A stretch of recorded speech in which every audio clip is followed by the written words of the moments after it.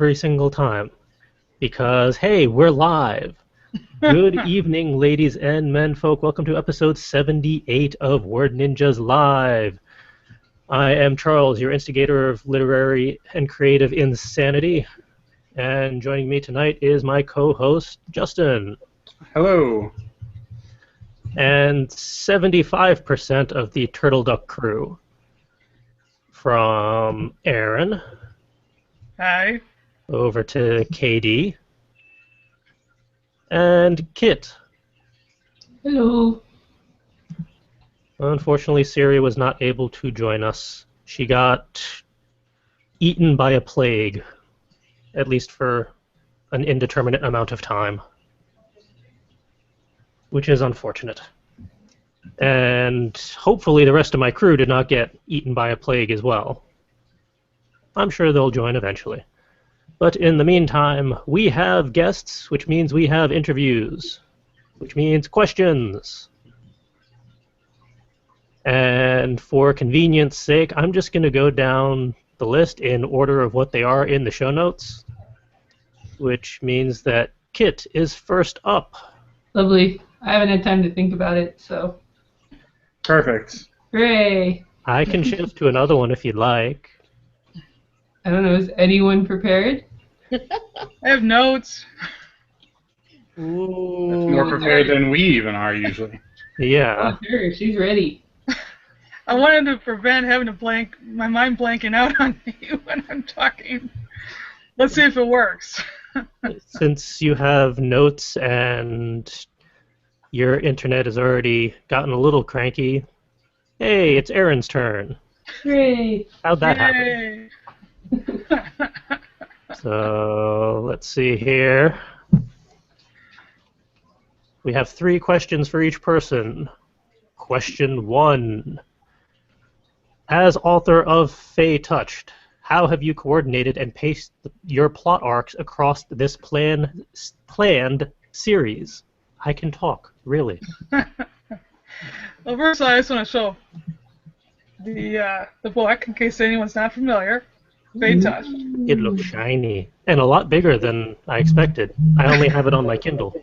Yeah, it's huge. It's like almost 500 pages in print. Goodness. So it's okay. As far as plot arcs are going, I think it's going to be a 5-book series, and as of right now, each book stands alone. Meaning you can read it, book 1 or book 2 when it comes out in May. Pretty much either or. Things do happen that build upon, the things that happen build.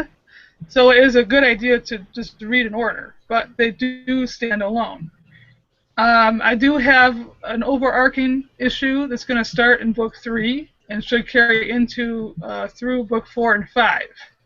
So that's how I have it planned so far, but that could change. The writer's dilemma. Pardon? The writer's dilemma. Yeah, that's it.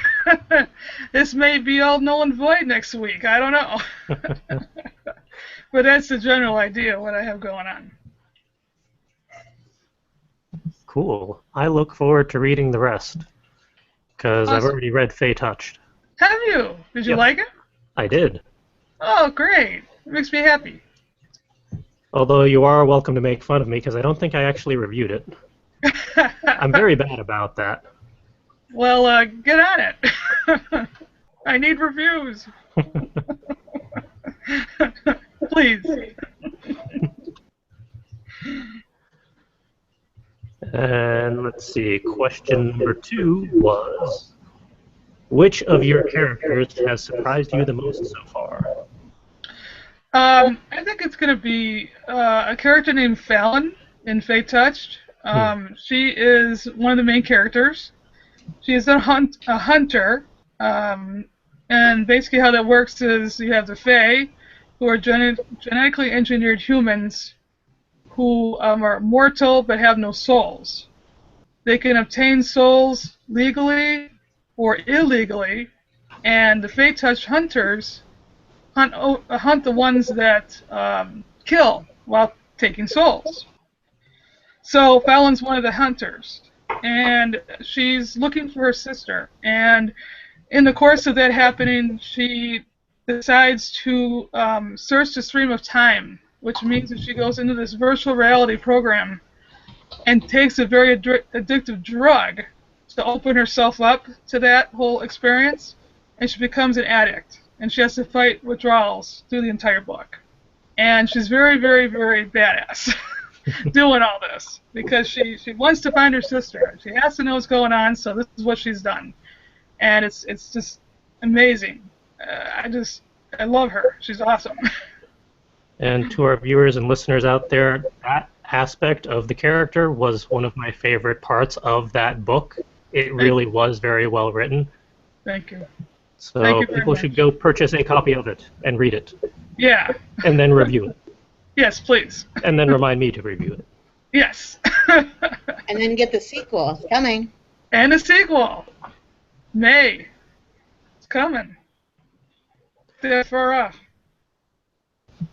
I may have to get physical copies of these books so I can have just a whole Turtleduck shelf on That'd be cool. my bookshelf over there. Although I'm running out of space on that bookshelf. Yeah, you just need to get like 7 more bookshelves. We have a whole library wall in our office, and it works out well, except the wife has taken over all the shelves. Oh. I get like 3 shelves. Oh. She's a teacher, though, so she's got a lot of reference books. Yeah. My shelves are completely, I got like 3rd and 4th layers going on in my shelving. There's so little space. Too many books. There's no such thing. No, there really isn't. Yeah, my to-be-read bookshelf is already too deep because that's as much as it can be, and there's 3 stacks on the floor. My regular shelf, it's getting too deep. Oh my god. Yeah, that's how it is. And the only reason it isn't completely overloaded is because all of my textbooks and academic books are under the bed. That's a good place to put them. Hmm. I Well, use mine to prop up my monitors. that's what I used to do at work from my standing desk. That's cool. And let's see, our third question for Aaron is, as the resident, well, also the greatest poet in the group, what's you. your process for compiling your chapbooks? Okay, I have 2. I'm going to show those as well for anybody who's curious. First one, Life is a Moving Target. That is exploring chronic illness and is very, very, very autobiographical. Second one is Without Wings, and this one's about the dark side of love. All kinds of different things, but dark. What happens after the happily ever after is how I explain it. As far as compiling poems, I had an interesting thing going on with both books because the first one, Life is a Moving Target, I wrote all the poems like just boom, boom, boom, one after the other in 2002 while I was trying to find out what was going on with my health.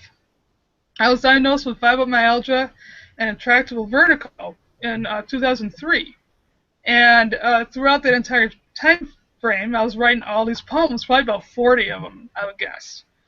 And I just took the ones that I felt were the strongest, that said what I wanted them to say, that didn't repeat, concepts or whatever, and they kind of like had a little narrative going on from beginning to end. I had the first one I ever wrote, and then at the end I got the last one I ever wrote, and kind of a epilogue type of thing. Now with Without Wings, it was a little trickier because I didn't have there was no narrative. It was all about different relationships I was in. And so some of them were written 20 years ago. Some of them were written last year, or not last year, but the year before I published it. So it was very tricky. And again, I wanted to do some kind of a narrative of some sort. So I had to kind of play with it and figure out, okay, which one, what do I want to show here? The beginning, the middle, and the end.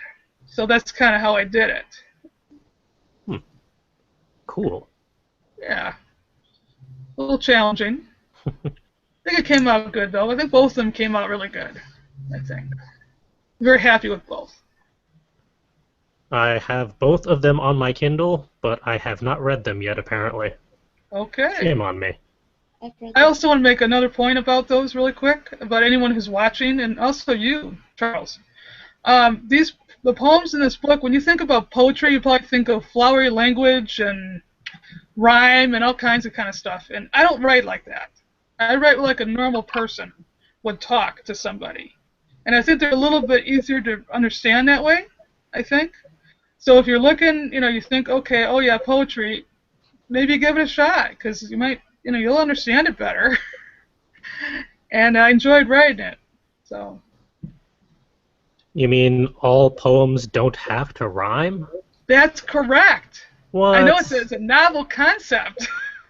When I discovered that, it set my whole life free, because I was like, oh my God, I'm not stuck rhyming. I think you can rhyme well, and it would be great, but I think a lot of poems just, they'd be better if they weren't constrained by rhyme. So I've never rhymed at all, ever. Do any of your poems have creative formatting or line spacing? Yes, I have some like that, yes. That was always my favorite thing to play with when I was writing. writing. It is, and punctuation and different things like that too. I did a little bit of that. It conveys pacing really well for something so short. Yeah. I love playing with that kind of stuff. Like where you pause, how you read it, that sort of thing, how it looks on the page. It's all very cool.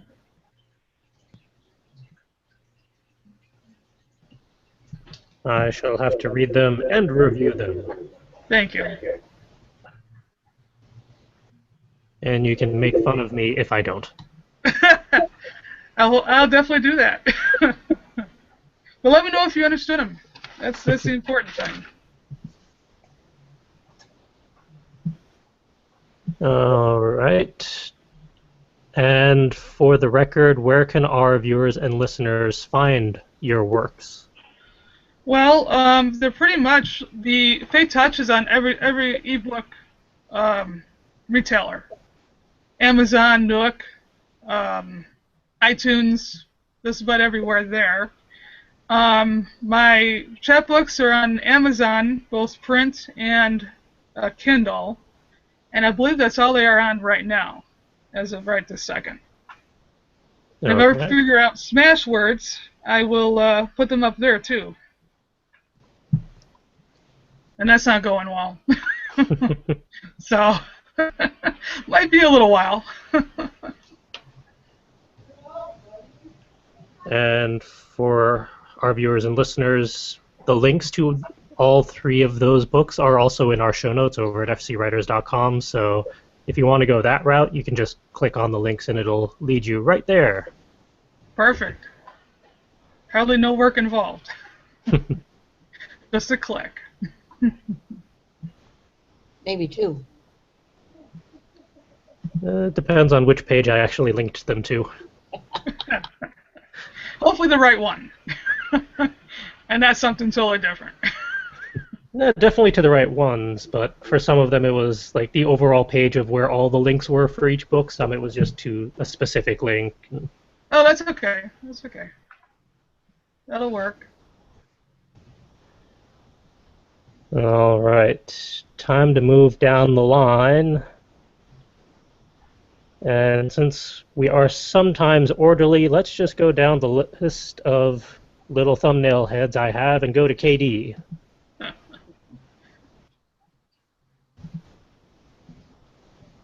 Hello. Hi, Kitty. Where are your questions? There they are.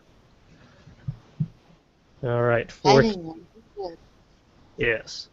For KD, what is your Dreamverse series about, and how do the characters evolve through the series? Because you have a whole cast and crew.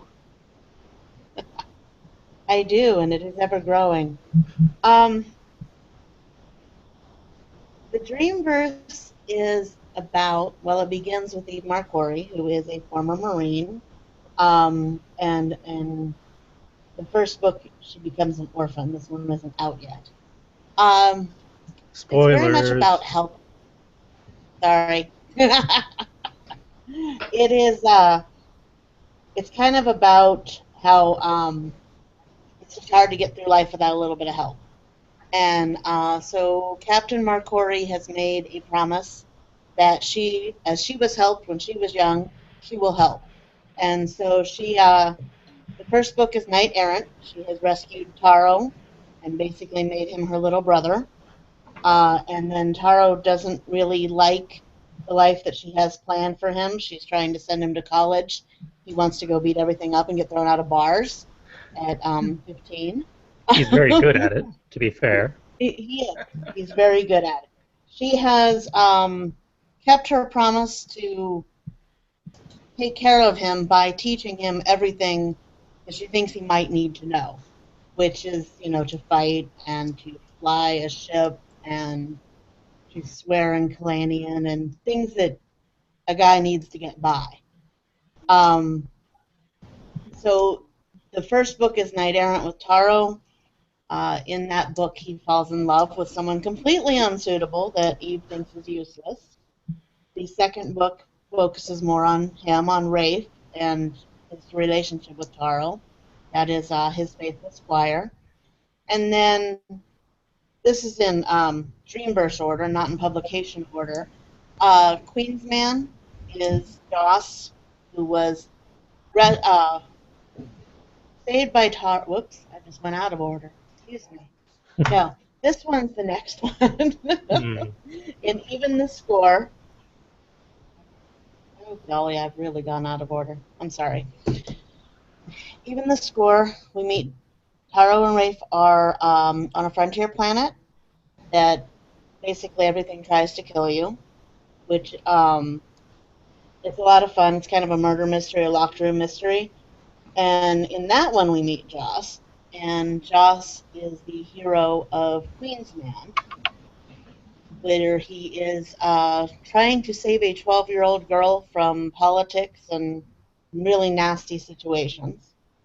I've also skipped Captain's Boy, which actually chronologically is first.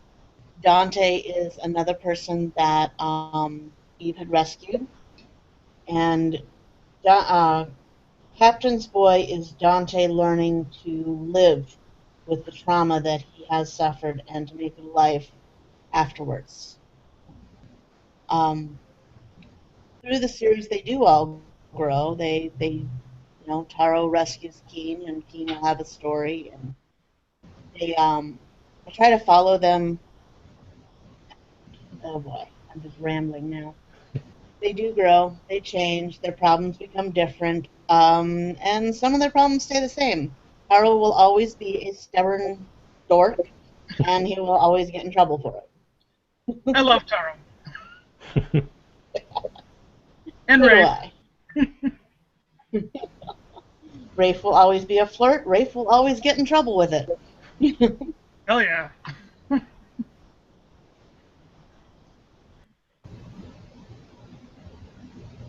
Out of curiosity, how many other characters from the crew are going to potentially get their own books?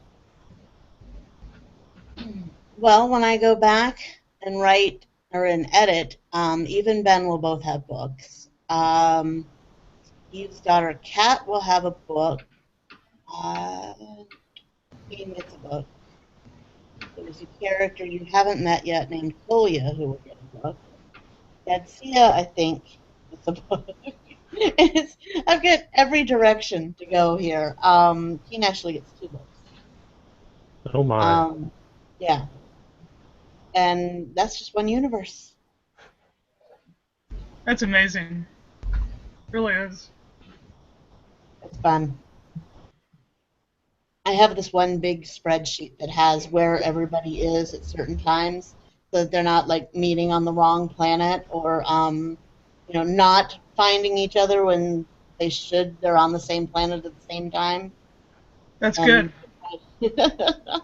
trying to keep the names varied and important dates and stuff straight.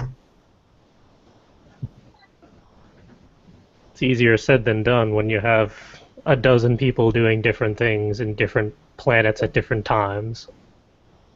Yeah, definitely. Let's see. Question number 2. Which of your characters has surprised you the most so far? You know, it probably was Taro. Taro first appeared in the first novel that I ever completed, which was Eve's book, and he was pretty boring. He was a very calm and you know earnest and eager child, and but he wasn't there very much, and so it didn't occur to me that he was boring. And then I tried to write him a story, and it just wasn't going anywhere. I couldn't find the conflict until I realized that he was gay. And he wasn't attracted to Celine, which is Dante's girlfriend, which is what happened because Celine is a very skimpily dressed young lady, and she's built for the job. Um, so finding out that he was gay, kind of his whole character fell in place. The mouthiness and the swearing and the cockiness, the arrogance that Taro frequently displays, none of that was there until I realized that he was gay, and then everything showed up at once. Hmm. Which has nothing to do with him being gay, but it just, everything just kind of, surprise, different person than you thought he was entirely.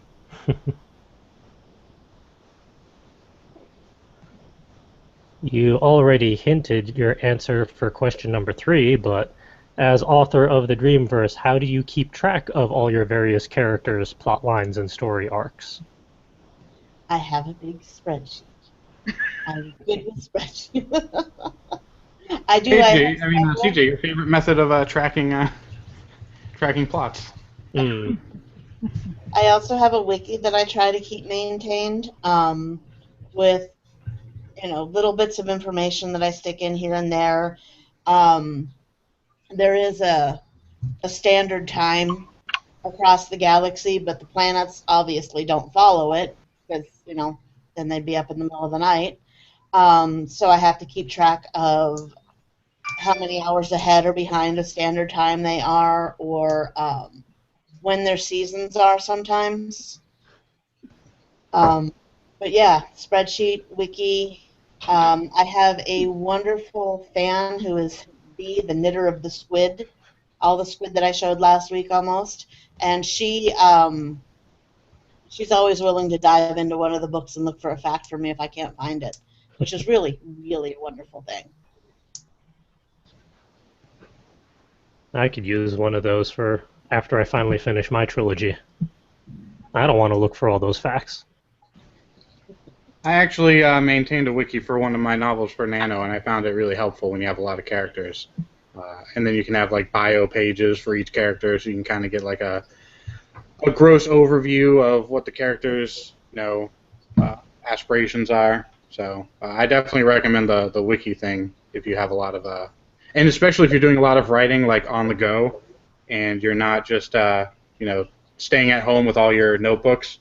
If you sneak in some writing at work, it's always good to have that wiki available that you can just log into from online. That's a great idea. I haven't done that yet, but I should. It's a little. Oh yeah. Oh, this is gonna date me. I used to maintain a live journal for my trilogy. Oh, that doesn't date you. We all have a lot of journals. Yeah, I have one too.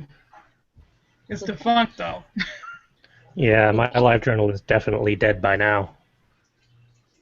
I haven't Tumblr's the been new to live buy journal, mine. right? Pretty much. Yeah. Yeah, I still need to get on Tumblr. I haven't done that yet. It is a dangerous website. I still have to finish coding the CSS on that. And to wrap up Katie's interview, where can our viewers and listeners find all of your books for purchase and review and reading and whatnot? Probably the easiest way is just to go to my website, katiesarge.com. They are all linked there. Most of them have summaries and an image of the cover and some reviews and links to Amazon and Smashwords. Through Smashwords, you can get pretty much any format that you might need. You can get Kindle as well if you don't like to go through Amazon. You can get the Kindle type format. Yeah, katiesarge.com. And that brings us to Kit. So we basically just went in reverse order.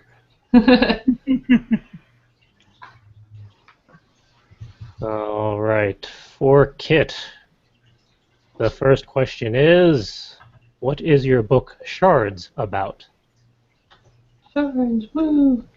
Yay. Shards is a mythic urban fantasy about a graduate student who is having issues figuring out where she belongs in the world, and some characters that have a lot to do with why she is having issues with that subject.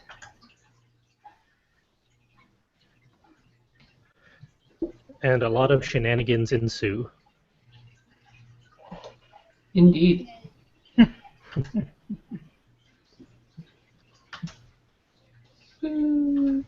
And a surprise question that was added in when I was thankfully notified about it. What is Hidden Worlds about? Because I forgot about that one earlier. It's easy to forget Hidden Worlds.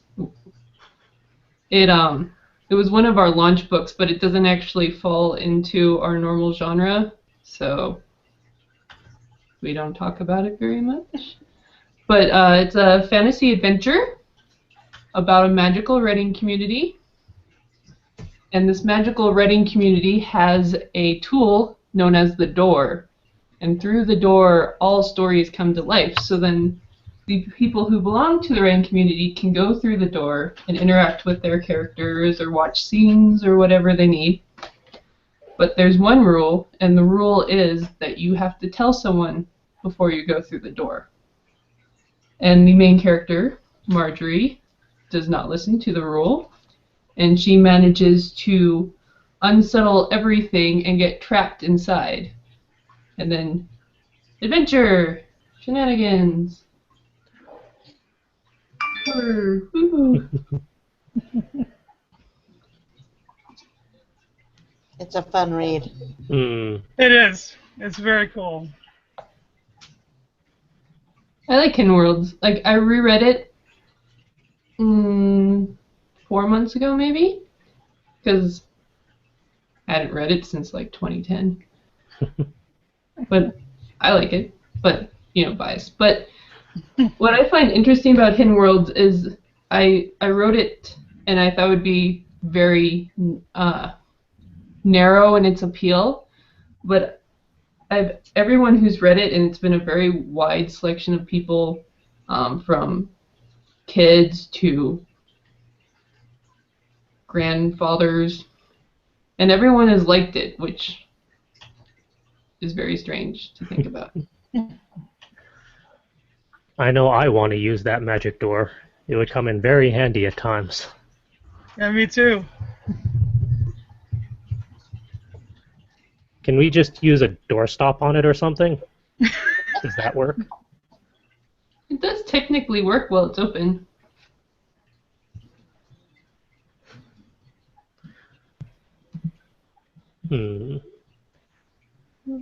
Let's see here. Question number 2. Which of your characters has surprised you most so far? Hey, I see a trend here.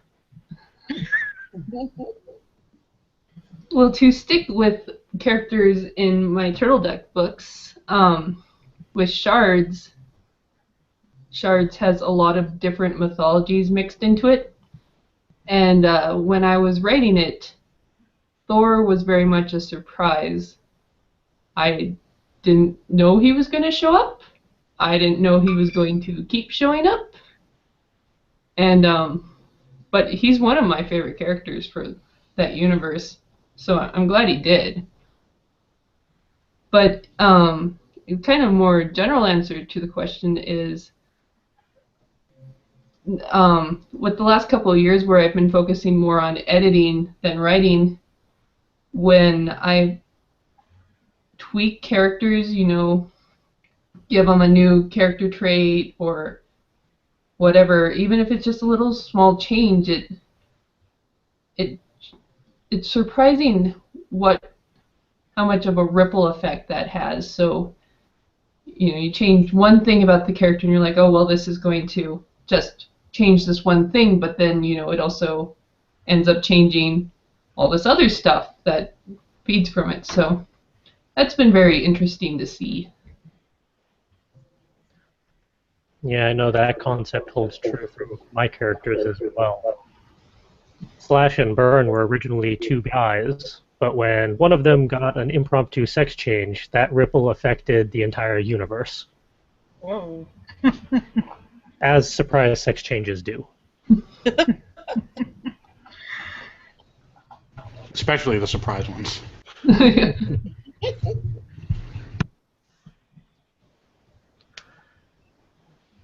And as a book editor and formatter, is there anything you'd ask writers to keep in mind or be aware of to make your job easier?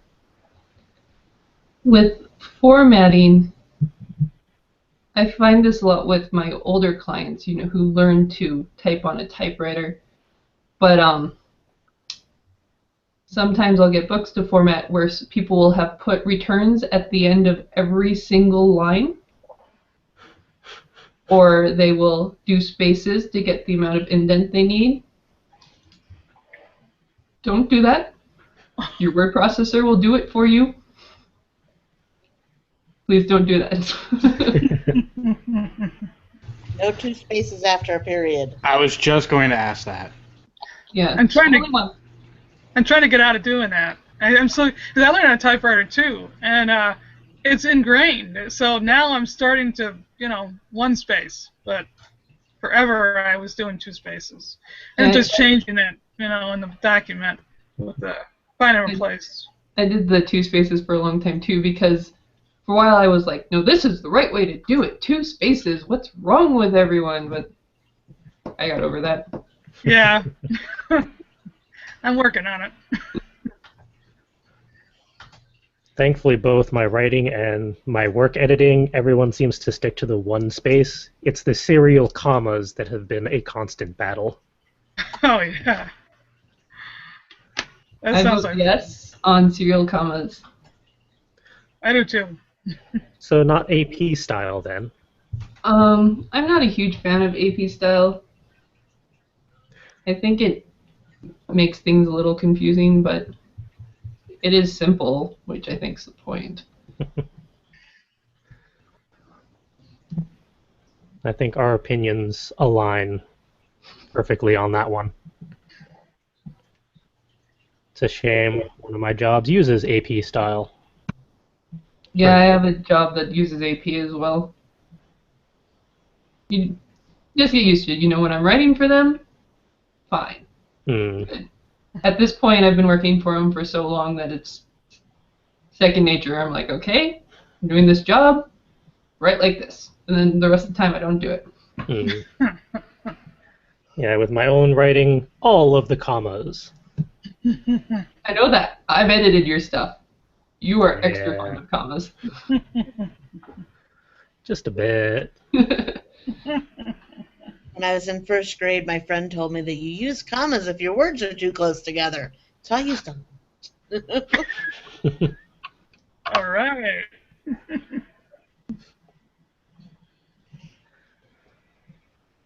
I am getting better. I now use semicolons every once in a while.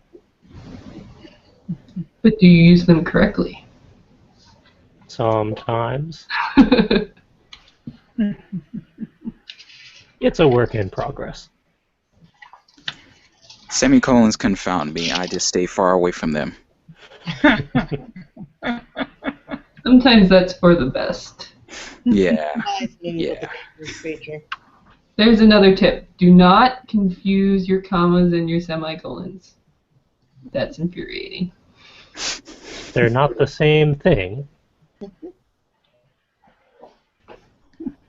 Interrobangs, though, those are the wave of the future. Yeah, and Caravan. Uh, Woo! I am an avid supporter of the Interrobang.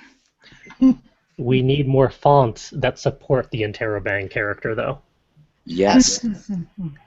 We need to petition whoever standardizes computer keyboards, I think it's ASCII or whoever it is, to make an Interrobang key. We need it. That's a great idea. It would be put to very good use. At least for me, anyway. Same here. Absolutely. And by most of Tumblr.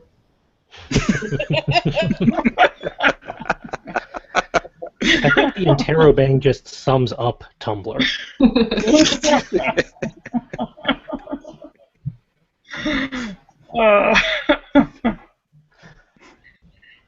All right, before we derail our derailment, Kit, where can people find your books for purchase and reading and review and enjoyment? I offer them on everywhere. So any ebook platform should have them all. Smashwords, Amazon. You have to go to Amazon for the print version.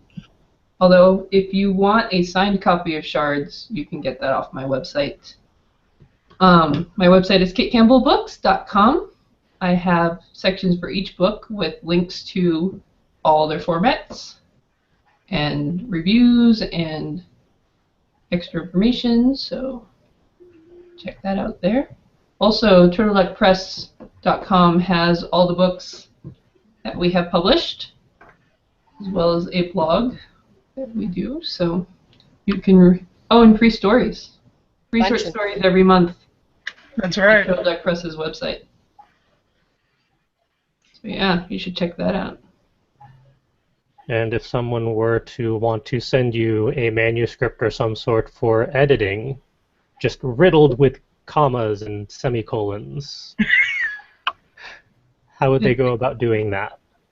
kittheeditor.com, our favorite website. Or you can email me at kittheeditor@gmail.com. Skip the website. Well, you can see my lovely hand-drawn logo if you go to the website. I do not remember this. No, that's the wrong link. Clicked on the books one. Oh, that one. Very nice. And again, to our viewers and listeners, all of the links to all of these books and peoples and everything is in the show notes. Just go to fcwriters.com, find episode 78. It's all in there, including all of the links for Siri, who was unfortunately unable to join us. Hopefully, we'll be able to reschedule with her at some point to get her on and get answers to all of those questions. But until that, it is time to go on to the next segment, which means it's time for the weekly conversation topic. And the weekly conversation topic for this week is, how does expanding your quote-unquote products and services affect you? And this mainly came about because, at least for my crew, we've kind of kicked things into high gear with various endeavors, or like taking care of unusual commission work, or made progress on some of our 2015 goals. And I'm curious how people are affected or encouraged or whatnot by all of this. And our guests are more than welcome to chime in as well, if they so feel like it. commence with the roundtable discussions.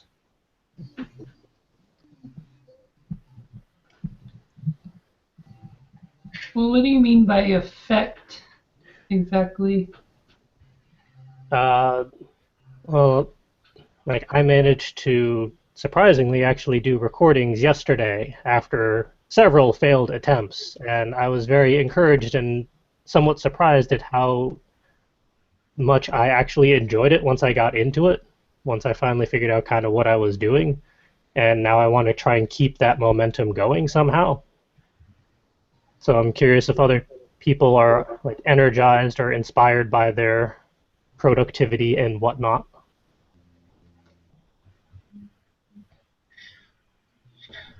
Well, I'm working on the revision of Grave Touched, which is coming out in May. And I'm still not halfway through yet, which sucks. But I'm working on it every day steadily, so I'm pretty sure I'll get it done. But it's been interesting, from the rough drafts to, editing and rewriting and all that kind of good stuff.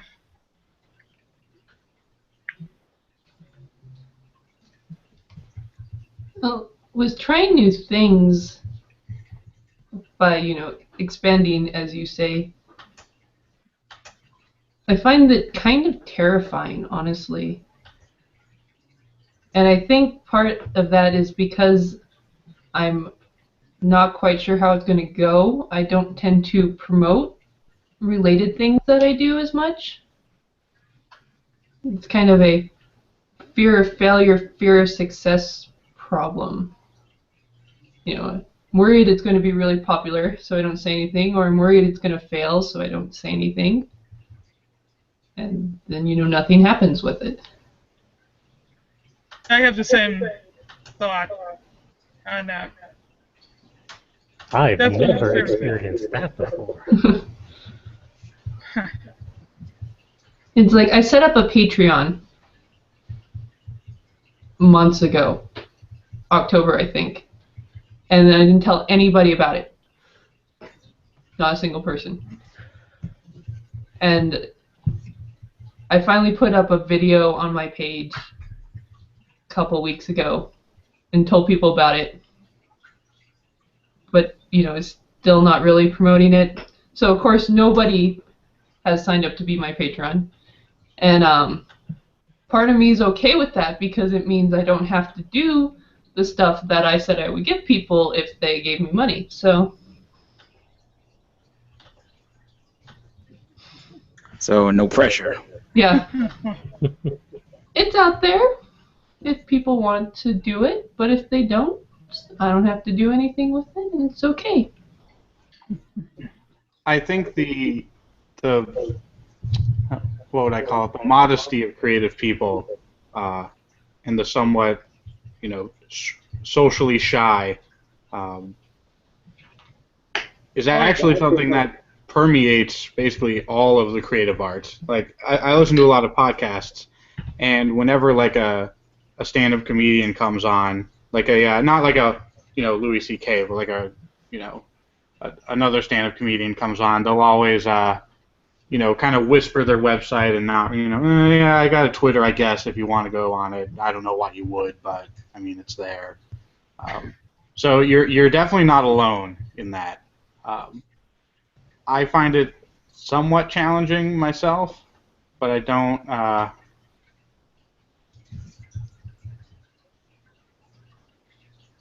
I think I'm more.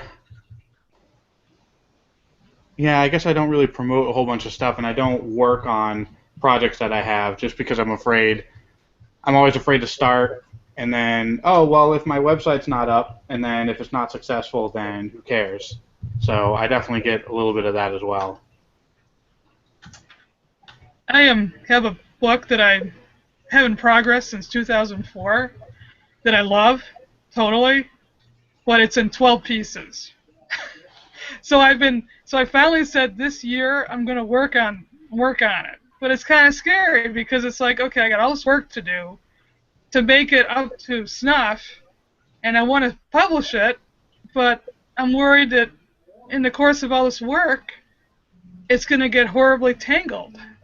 So I have a little fear there too. That's how I feel about my 10-year-old trilogy at this point. Trying to finally get that rolling again, but I don't. Oh, we lost Will. I don't expect it to be a fear of success issue. It's more a fear of I'm going to put all this time and make it what I want it to be, and then no one's going to care. Oh, people will care. I 'Cause assure you. this will be my first fictional release. I've done the whole reference book thing. That was terrifying enough as it was, but Yeah, we that's do terrifying. sci-fi piece? I don't know. I'm doing the reference book now. I've been working on. I've got this whole nonfiction book series I'm going to write about writing, and I'm most of the way through the first book, and it's just like terrifying. Even though I've got the 2 books out, plus we've got the 4 anthologies, and I have stories in other anthologies that are outside of Turtleduck Press. But the thought of like doing the nonfiction thing is terrifying. Yeah, I think that would be terrifying.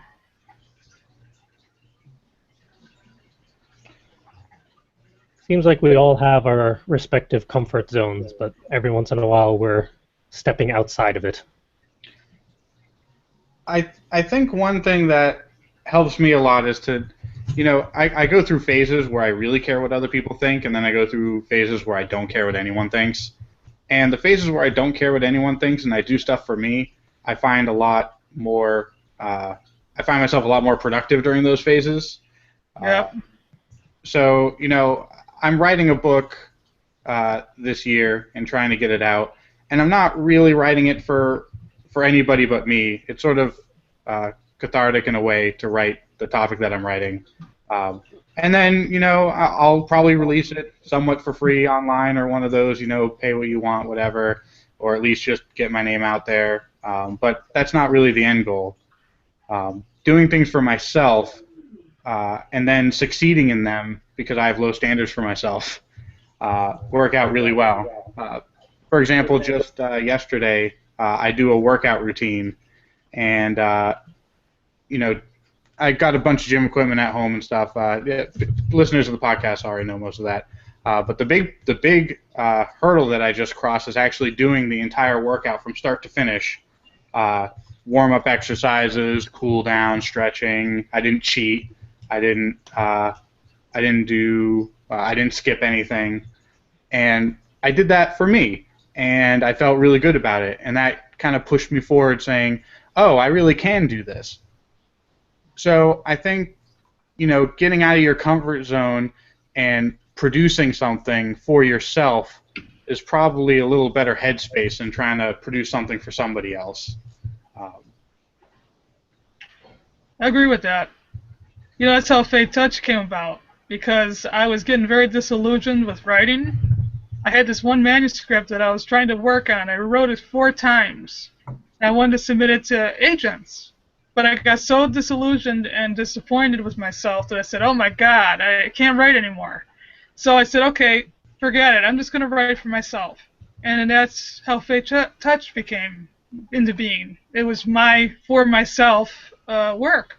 And it happened to be, come out really good. So I self-published it. But it was really supposed to be just for me, so I could get the love back. And I did, thankfully. Hooray. Yeah.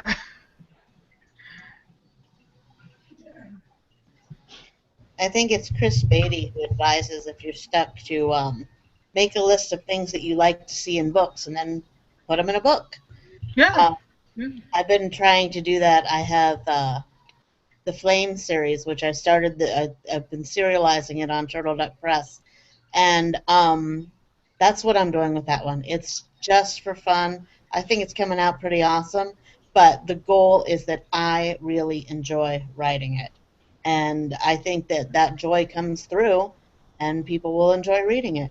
Yeah, the joy coming through, I think, is a big important part of this. Reading your work. If you weren't passionate about it while you were writing it, they're not going to be passionate about it reading it. Exactly. I think that your emotional state while going through the writing process really translates very well to the audience. And I think that's super important. Very. I think it's very important too. The me writing the book, and this will be my first book that I've written since I was like, I don't know, 13. I used to write a lot, and again, people on the pod who are familiar with the podcast know most of these stories, but I had a whole bunch of manuscripts of all the things that I wrote growing up, and some of them were pretty good. You know, I read a lot of Stephen King and other stuff, you know, when I was a small child, and you know, Michael Crichton. So I had a lot of good background, and I wrote a bunch of stuff that actually was probably pretty good. And then one year, my little brother decided to glue all of my manuscripts to my desk and paint on them, destroying everything. Oh my God. So And sorry. at that moment, I lost the will to write ever again. And it's only now basically through Nano, that I've come to enjoy writing again. Oh, that's good. And so I've been doing some small amounts of writing on the side. I really do love Nano. I try to do it every year. I do it every year. I try to win every year. And I want to publish this book and self-publish it, not so that I can get famous, but to show myself that it wasn't all lost and that I still have it. Yeah. And it's definitely for me. And I think it's a story that I can write, that I have enough background information where I can actually do it justice. You know, I'm always afraid that I'm not going to be able to do something justice. And I don't have any formal writing training. I never really took a whole lot of, you know, especially in college, I never took any writing classes. So as far as I know, I'm a horrible writer, and I would never know because I've never shared anything with anybody since I was like a teenager. So actually putting something out and getting a baseline response, positive or negative, I think will at least start the chain going. And I'll learn from the experience, and you know, maybe I'll take an online class or two, or do a short story swap or something. You know, there's a lot of things I've been trying to get together. But my journey is just beginning. And back on point on the topic, I think just doing it is really what's important, and it's really driving me forward. And I'm super excited about this year and the following years That is awesome. because I'm back. Yeah. And that's what's important. Yes. That's awesome. Do any of the more silent people so far have any additional commentary before we migrate on? After that inspirational speech, come on, no one's going to be able to follow that CJ. Yeah, really. Which is why I continue to stay silent. Depends on if my microphone... Oh, hey, my microphone's working. Yay. I should just wait until the end to speak. I'm inspired by it. I'm just trying to make time in the day with all the new stuff I'm trying to get done. Well, you have been pretty productive lately. Trying. I think it's been pretty exciting for me to see Game Break get off the ground, and like seeing the progress that all of us have made. Excuse me. Within that realm, like seeing all of us try to get out of our comfort zones and like try to put a little piece of ourselves in these gaming videos. Like it was exciting for me. Like just kind of letting myself unhinge for a little bit while playing I Am Bread. Oh, that game. I don't think there's a way to play that game while hinged.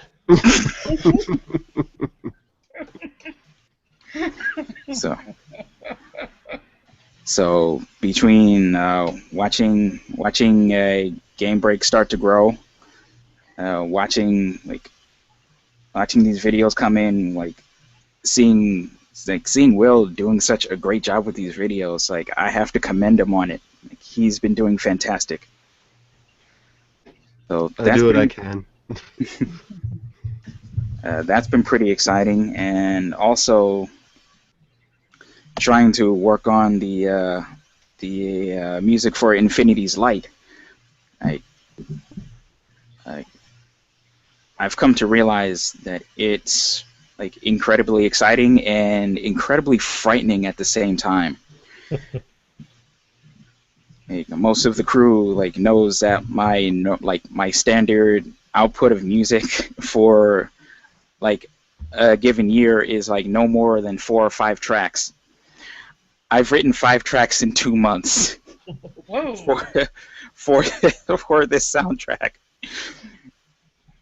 Like it's exciting to know that like I'm capable of this output, and also like a little frightening, as I said, like frightening at the same time. Like can I keep this momentum going? Can like will life get in the way again? And Not allowed. It'll try. it is tried, but I'm trying to I'm like really doing the best I can to get past like all of the all of life's hurdles, and like all of the like basically a lot of unfounded fears that I'm feeling about putting this together, and just trying to do my best to make really good music. I think another thing that's frightening me a little bit is that I'm like arranging all this music and I don't have any formal music training. Oh, wow. So that's the other thing. That's the other thing.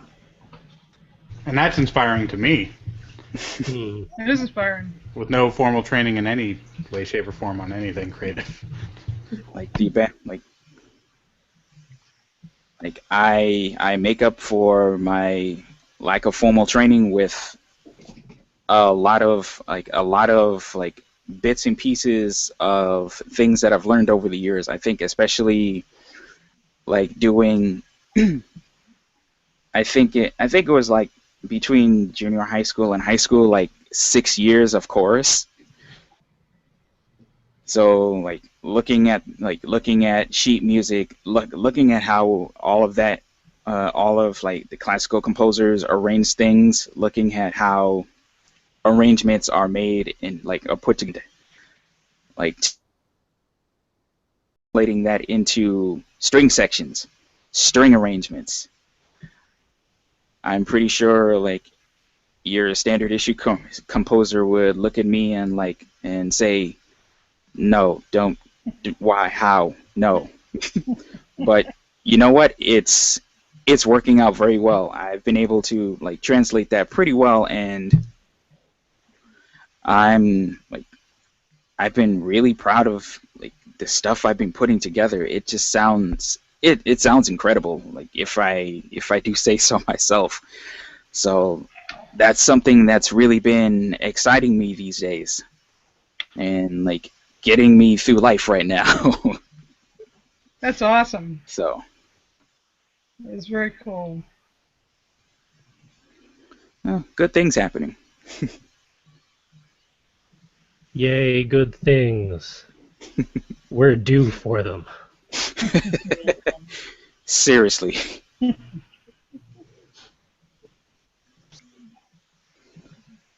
So I hope that was an acceptable answer. I guess we'll take it. All right. All right.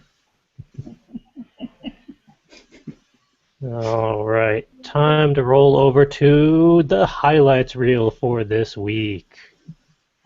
We only have 2 pieces, but let's slip over to screen share. The news piece that came across my computer for this week was from DC Comics, who I still have opinions about with their latest multiverse restructuring, but they've officially announced their new series and which ones are going to be sticking around. And I am intrigued by several new ones coming out. mainly Batman Beyond, because that was a fantastic animated series, and I'm curious to see how the comic book series goes. Mm.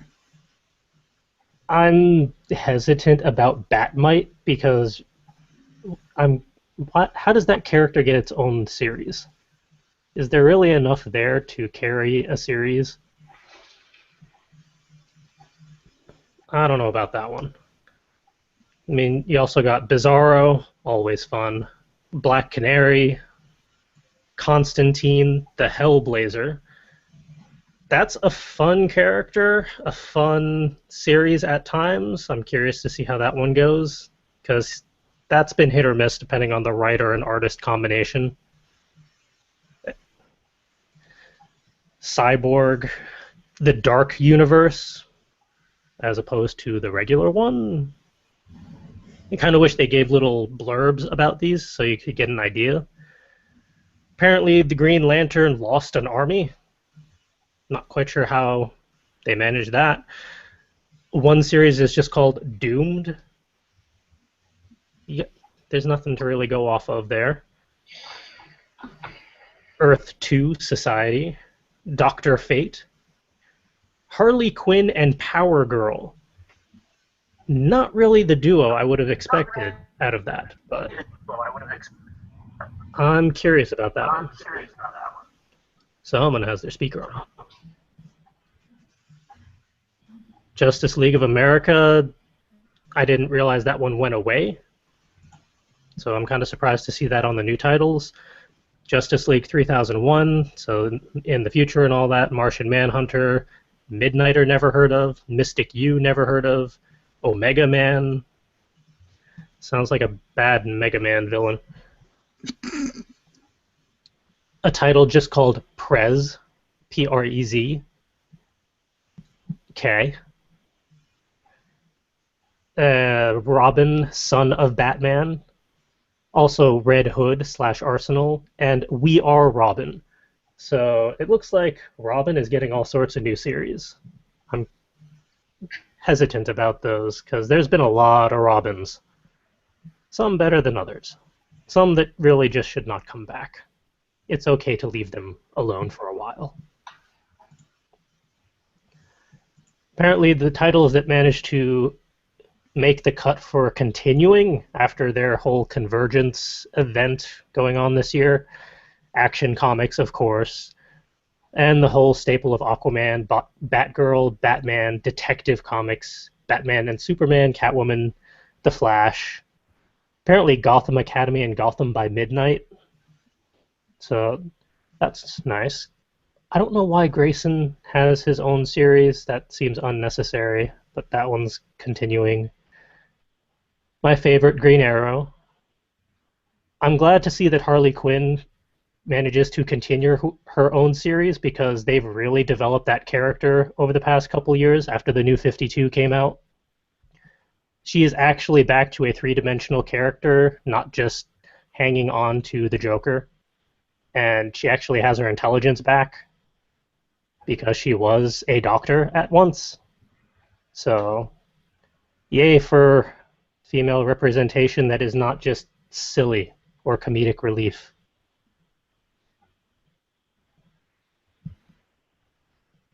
And the other staples like Superman, Teen Titans, Wonder Woman. I'm not sure what happened to the old Suicide Squad, that they need the new Suicide Squad. I guess maybe they didn't make the cut. I haven't read that series in forever, so I'm kind of out of the loop on that one, but seems like DC is really trying to ramp up some new storylines while continuing the mainstays because you got to keep the reliable ones. So hopefully their stupid Convergence event, multiverse shenanigans don't throw off too many of their regular fans. I'm getting tired of their restructurings. Do they really need to do it every couple of years? Can they just have some fun again? It would be nice. We shall see. And the other highlight for this week is, if I can click on it, I decided to add Patreon to the list of highlights because I've been getting more and more notifications of various people we know setting up Patreons. The latest one that came across was Katie, who does A plus D duct tape, or angles and dangles. We've been at a couple conventions with her, including your MiniCon this year. She started one up, I want to say earlier this month. It's just A plus D duct tape over at Patreon.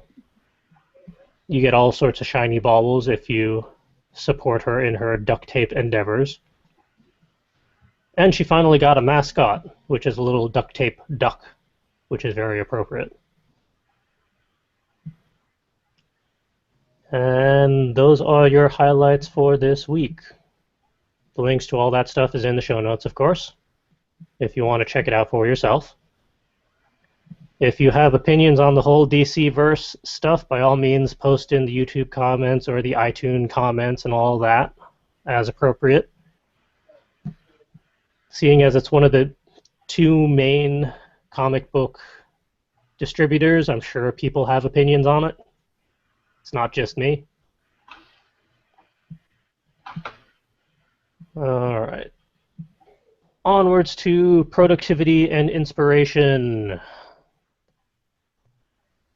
Over the past week, I have learned the woes of recording attempts and exporting and saving and aspect ratios and Bandicam and Camtasia and everything else doing funky things as I try to do recordings. So now I know how Calvin feels. Welcome to my world. Welcome to my nightmare. Yeah, Calvin, you're going to be getting some nightmares from me pretty soon. We'll have to work out the best throughput on that to make your life a little easier. Okay. My stuff works. Yeah, well, you're the professional out of the group.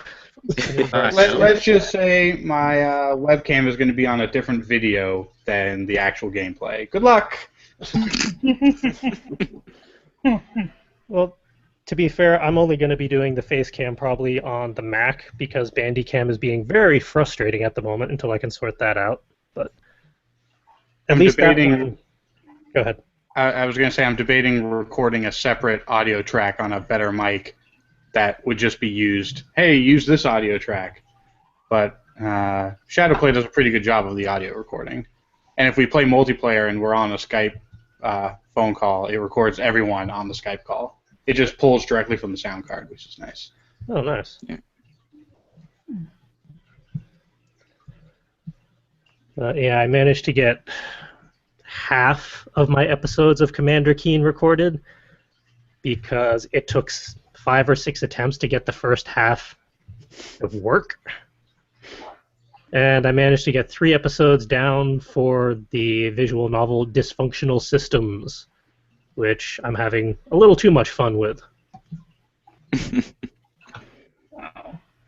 I've seen the first 2 videos. Yes, you are. Oh, just wait till the 3rd one. That's when I actually get into it.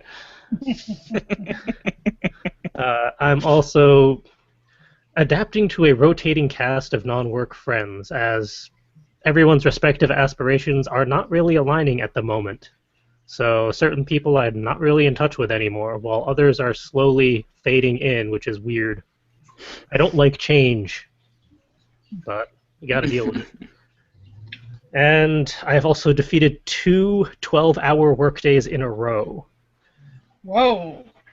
Monday and Tuesday were 12-hour workdays for day job, and then I did other stuff after that. So I consider that an accomplishment. Yeah. Yes, absolutely. Which is also why I get to take Friday off as compensation. Awesome. Nice. Too bad that it's tomorrow that is the snow day and not Friday. All right, moving down the list, how did Will fare over the past week? Let's see. I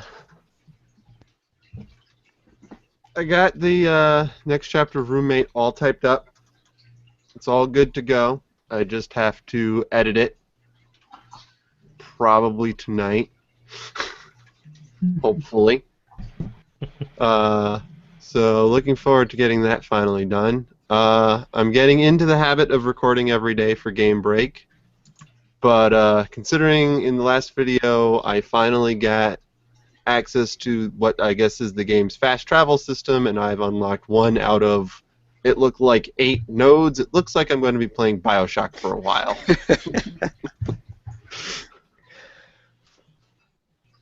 I have a feeling for games like that, we might just be a rotating cast of Will is going to be playing 5 days a week for a month, and then someone else gets the turn.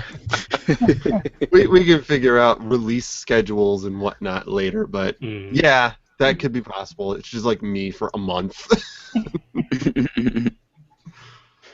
And on an inspirational note, Ed was watching an anime of his that he hadn't seen before, but he read the manga before, and it inspired me and reminded me of an old story idea I had in my head that was poking around just because it had similar themes.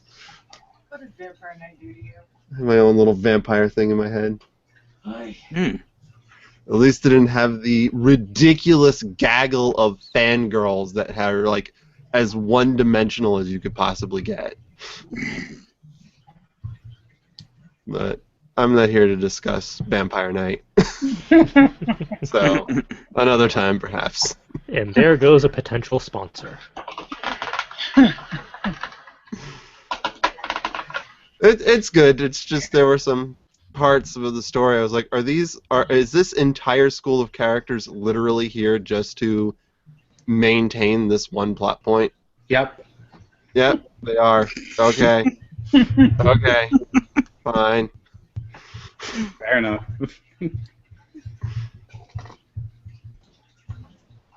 Yeah, I may have to poke at that idea and get some ideas down for that too.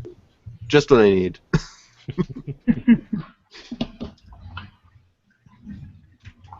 And how about Justin?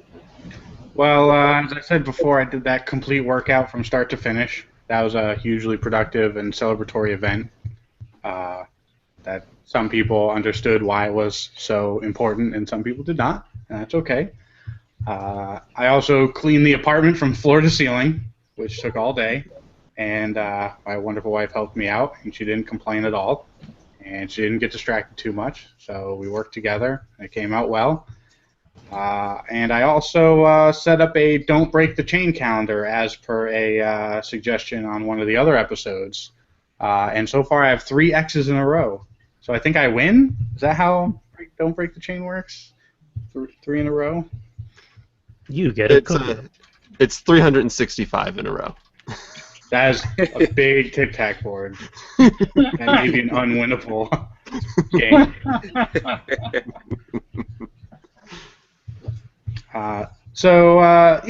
Overall this week, while I didn't do some of the things that I really had wanted to do, I got a lot of other stuff done, which also needed to be done. So I feel like this week was more accomplished than most weeks. Now, this week coming up, probably not so much, but we'll see how that goes. And how about Calvin? So I think this week I offset some of the panic and anxiety I was feeling about putting the soundtrack together by trying to gain inspiration from some of my favorite composers. And this week I listened to a whole bunch of songs from the Ghost in the Shell standalone complex soundtracks. Oh, good days. Yes. Which was composed by Yoko Kanno, who is one of my absolute favorite composers. Like the string arrangements in the standalone complex soundtracks are like out of this world, and since I'm trying to put together string arrangements myself, that has been a very good source of inspiration for me.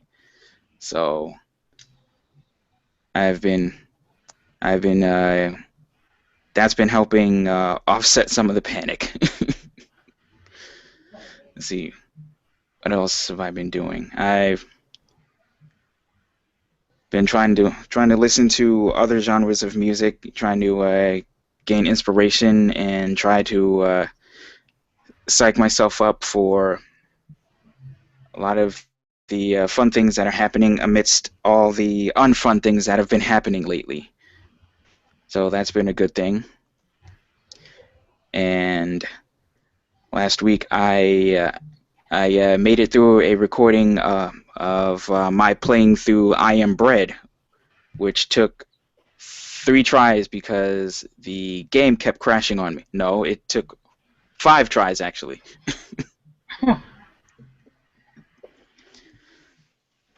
I think I blocked out a couple of those tries because 1, they were terrible, and 2, I was so upset. I was so angry that the game crapped out on me, because when the game crashes, the video crashes too.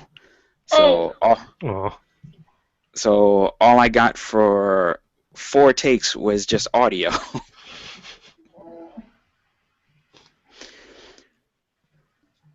But yeah, I made it through 5 playthroughs, which only equates to 1, but I'm happy with it. Hooray. Yay.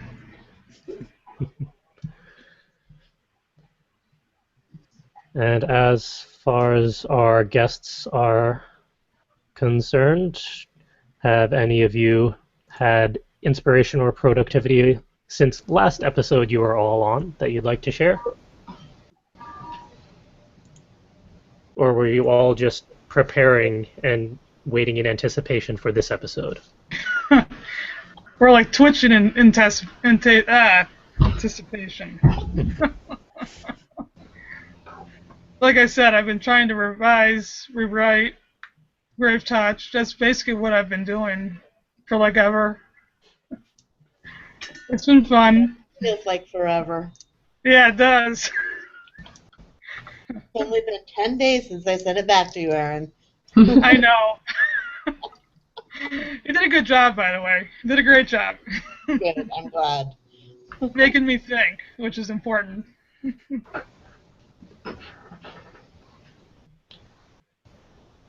It's only been 10 days. Feels like I've been at this for a month. What happened? I'm in a time warp. Okay, I'm done. I'm gearing up to do the same. I will be submitting a novel in a new universe, new to most people. And I've sent it to a couple friends to basically, I told them to rip it apart, tell me where the world building doesn't work, where you have questions. I feel like I'm kind of leaping off a bridge with that one because it is a trilogy. I have the first one written. I have the second one. Most of the scenes are there. I know where it begins. I know where it ends. I can fix it. The third one, I don't know how I'm getting them out of that mess. So I'm thinking about that a lot. I screwed all up! I am almost done editing a young adult paranormal novel that I've been working on for 6 or 7 months, I think. So, almost done. I have to do the climax scene, then it'll be done. Yay. Hooray. Yay. And I am mostly done writing my first non-fiction book now, which I will probably try to send out to as many people who will take it, because I have a feeling that it's not quite as complete as it could be. So that's what I've been working on. Cool. All right. With that, that is a show. Because, as we mentioned last week, Muse Food has migrated and spun out to its own little thing on Saturdays. And we finally figured out the logistics for that. So check out fcwriters.com on Saturday, or our YouTube channel on Saturday. Don't know what time on Saturday, but we'll get there. Which means that is a show. Which means outro. If we entertained you in any way, shape, or form, please subscribe to our YouTube channel, where you can watch, comment, and thumbs up all of our various videos and shenanigans. If you want to talk to us via Twitter, it's at FCWordNinja, and you get bonus points if you use the hashtag WordNinjas. If you want to follow us on Tumblr, it's fcwordninja.tumblr.com. You can also like our Facebook page, facebook.com/fullcoveragewriters. Converse with us, talk to us, continue the conversations and talkie points. Or ask us questions that we'll bring up on future episodes. If you want to help fund our various endeavors, go peruse our Etsy store, etsy.com/shop/fullcoveragewriters, where you can purchase all sorts of shiny baubles. Too many S's. If you're curious about the shiny baubles, there's books, booklets, bookmarks, a lot of things starting with B, because we seem to like alliteration over here. Any purchases that you make help pay for stuff like audiobook recordings, convention attendance and coordination, tech and recording upgrades, global domination, the regular stuff. The usual. The usual. And our regular reminder that Word Ninjas Live is brought to you by Full Coverage Writers, which is the overall organization. You can go check out fcwriters.com, where we have the entire backlog of Word Ninjas Live. We have all of the Muse Food archives. We have worksheets. We have workshops. We have everything, basically. So go check it out. And with that, it's time to sign out one by one and let everyone know who was actually on this episode and where can they track us down individually. I'm going to let our guests go first. And going down the line is Aaron. Where can people find you? People can find me on my website, aaronzaro.com. Twitter, ekendall. It's with an A, Kendall.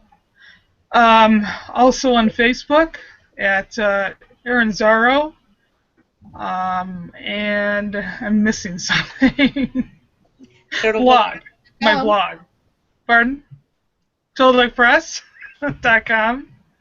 And also my blog, Weaver Words, which is aaronkendall.wordpress.com. I think that's it. And how about KD? Where can people find you? kdsarge.com, on Twitter at kdsarge, on Tumblr as kdsarge, on Facebook as kdsarge. And CJ, can you see this? Yes. Big fish, all right? You promised some reviews, so just so you know. Beware the fish. I'll see what I can do. No, seriously, thanks for having us. It's been a lot of fun. Yeah, thank you. It's been great. And speaking of... I'm sorry. Well, we enjoyed having you. At least I did, anyway. And speaking of fun, rounding out the trilogy of people, Kit. Ooh, I'm book 3. Awesome. Fiction and my blog are at kitcampbellbooks.com. If you want editing or formatting or coaching for self-publishing, it's at kittheeditor.com. I'm on Twitter at kitcampbell, and I am on Tumblr at kit-campbell.tumblr.com. And I think that's everywhere. Hopefully. I think all of the main links for all of you are in the show notes for people to click on and track down and all that, just in case. Great. And as for our crew, I'm going to throw them off balance and actually go in reverse order, which means it's Calvin's turn. Gasp. All right. Okay. Let's see. You can find me at my portfolio website, calvin.cwillia.ms. You can find me on Tumblr at instacal.tumblr.com. Twitter and Instagram are at ccwii, and you can hear some of my music and various goings-on thereabouts at soundcloud.com/soundsbycalvin. There you go. And how about Justin? Justin is muted. Apologies. As per usual, since I don't actually have my websites up and running, I'm not allowed to promote them. So screw me, and better luck next time. I'm making this declaration that by episode 100, you have to have something that you can promote. Because it is up and I running. expect it will be next week, but I've said that on running 12 weeks in a row, I think. Episode 100 is around the time of Kineticon, so you have a few months. Yes. All right, so I've got some time. That's good. Beware BJ, the fish, Justin. Oh no, I have to Beware beware the the fish now too. And where can people find Will? Oh, hey, I'm third this time. You can usually find me on my Tumblr page at darkhom.tumblr.com. It's spelled DARKHOM. If you're interested in anything about my writings, you can check out myroommatesastripper.tumblr.com. That one is, of course, 18 plus, so adults only. And as for myself, you can track me down on my personal Tumblr, fancypantswolf.tumblr.com. If you're interested in my slash and burn trilogy, I can talk, I swear. It is slashandburntrilogy.tumblr.com. Nice and easy. You can catch me on the Fairy Tale podcast as Makarov on their YouTube channel on Monday nights at 10 p.m. Eastern Time. About 50% of the time now. I have a 50-50 track record of attendance lately. But I'm hoping to at least get up to like 75%, maybe like 3 out of 4 episodes a month would be nice. If my schedule ever plays nice. Yeah, right. Yeah. Wishful thinking. And of course, if you're curious about any of the other ways to track us down or contact us, it's all on the About Us page over at fcwriters.com. So, again, go check out the website because everything is there. Go do it. Go do it right now. This episode is over. You're done watching it. You're done listening to it. You can go right there. Do what he says. Done and done. Beware the fish. fcwriters.com. And turtleduckpress.com. Yes. Turtleduckpress.com.